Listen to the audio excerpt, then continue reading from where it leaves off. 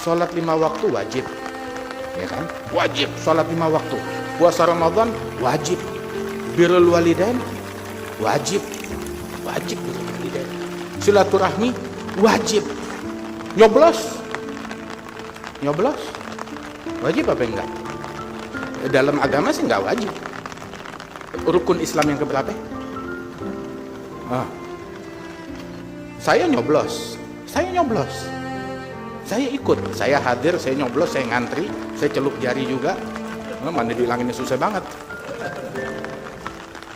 Tapi ketika saya nyoblos, istri saya nggak tahu saya nyoblos apaan, anak saya nggak tahu nyoblos apaan. Coblos yang mana? Arahkan ke kami. Enggak, itu urusannya tuh rahasia. Saya nggak ngajak orang untuk memilih yang saya pilih. Saya ngajak orang ke Allah. Kalau saya ngajak orang kepada selain Allah, gelap muka saya tatkala menghadap kepada Allah besok. Nyoblos bukan kewajiban dalam rukun Islam, bukan kewajiban. Juga dalam hukum negara juga itu hak setiap warga negara, hak. Tahu kan hak? Bukan kewajiban. Gak ada yang mewajibkan.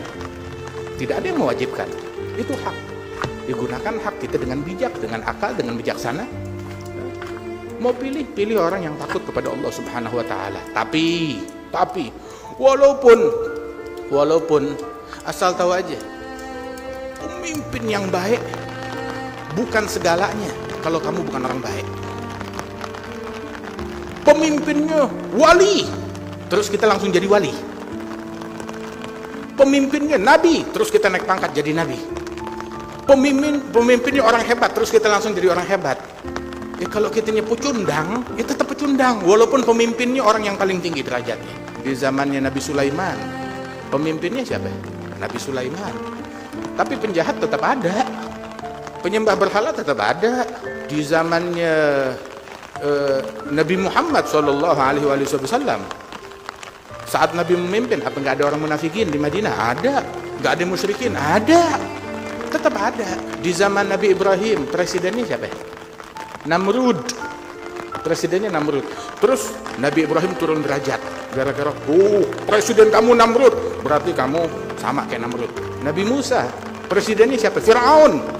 Berarti Musa sama kayak Fir'aun. Apakah Nabi Musa jadi hina karena presidennya Fir'aun? Enggak. Apakah Nabi Ibrahim jadi hina karena presidennya Namrud? Tidak. Nabi Muhammad, kapan momen dalam hidupnya Rasulullah ada momen Rasul menjadi manusia hina?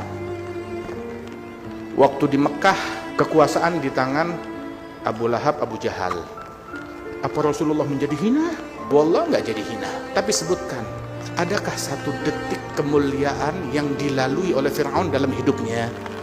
Ada gak? Sebutkan. Dia duduk di kursi emas, entah berapa puluh tahun, berkuasa, disembah. Bukan yang nyembah dia bukan satu orang, bukan 2 orang, bukan 100, bukan 1000, bukan 10.000, bukan 100.000. Berapa juta yang nyembah dia? Sebutkan satu momen, jam berapa, tanggal berapa, di mana dia berlalu hidupnya dalam kemuliaan. Mulia di mata Allah Ta'ala. Wallah, nggak sedetik pun dia mulia. Wallah, Nabi Muhammad nggak sedetik pun dilalui dalam kehinaan. Sama sekali enggak. Nah kita sekarang, kita mau jadi mulia, nggak ada kaitannya. Fulan jadi pemimpin kita, terus kita jadi mulia. Enggak. Kalau kitanya pecundang, tetap aja kita ninggalin sholat. Biar kata pemimpinnya Imam Mahdi, tetap aja kita pecundang. Kalau kita ninggalin sholat, kita buka-bukaan aurat, kaum wanita kita buka-bukaan aurat, walaupun pemimpinnya orang paling mulia di dunia, tetap aja kita sial, celaka. Karena itu, nih dikasih tahu ya, ada orang yang paling bodoh adalah yang demi dunia, demi kursi, demi harta, rela kehilangan akhirat. Bodoh banget kan? Itu orang paling bodoh. Tapi yang 1000 kali lebih bodoh, demi kursinya orang lain, demi dunianya orang lain, dia yang korban akhirat.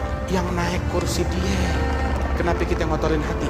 Yang ngejar kursi dia, kenapa kita yang saling caci maki? Yang pengen jabatan dia, terus kenapa kita ketinggalan sholat jamaah? Kenapa kita jadi ngetik yang haram? Kenapa kita jadi mbarin yang haram? Kenapa kok kita jadi berubah profesi? Tadinya ngajak kepada Allah, libur dulu ngajak kepada makhluk. Atastabdiluna alladhi huwa adna billadhi huwa khair. Kita mau ganti. Tadinya kita ngajak orang ke Allah, jadi ngajak orang kepada makhluk. Nah, nggak seperti itu. Alhamdulillah, alhamdulillah. Nikmat dari Allah Subhanahu wa taala, ini majelis kita ini selalu dijaga, dilindungi oleh Allah Subhanahu wa taala. Di bawah bimbingan guru kami Al-Habib Umar bin Muhammad bin Salim bin Hafidh yang punya perhatian besar terhadap majelis Rasulullah. Alhamdulillah. Majelis yang terbuka buat semuanya, mengajak semuanya, mau itu pemimpin, mau itu rakyat, mau itu siapapun, muslim, non muslim, semuanya kita ajak kepada Allah Subhanahu wa taala tanpa kita mengekor kepada calon manapun, kepada partai manapun. Kita ngajak semua, dan kita ngajak semuanya kepada Allah.